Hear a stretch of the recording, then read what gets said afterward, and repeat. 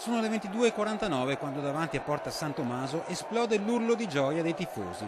Dopo 7 anni il basket trevigiano ritorna in Serie A.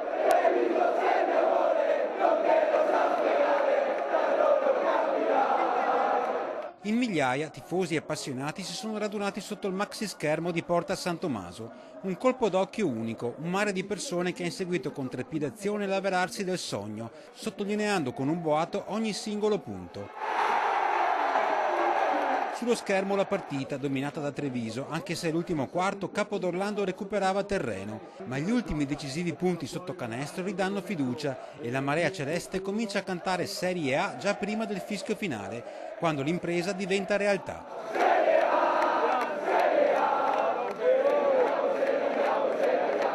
Sempre con te sarò e mai ti lascerò.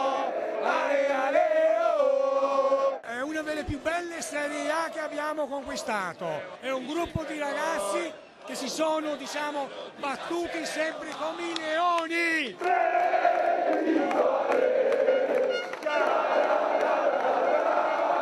Siamo tornati al grande basket.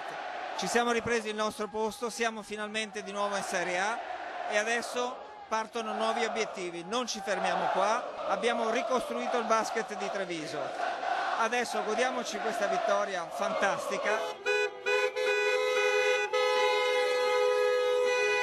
Da Porta San Tommaso partono i caroselli di auto, sventolano le bandiere e suonano i clacson per le strade.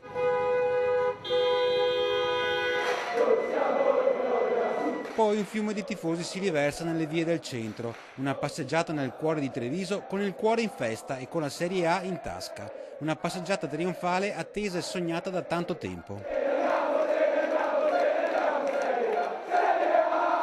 Sant'Agostino, Loggia dei Cavalieri, Piazza dei Signori. Il colpo d'occhio della festa trevigiana è unico. Nei cori, urlati a squarciagola, si sprecano i riferimenti alla storica rivale Fortitudo e a quel derby con Venezia che i tifosi già assaporano. Così come il prossimo, inevitabile obiettivo.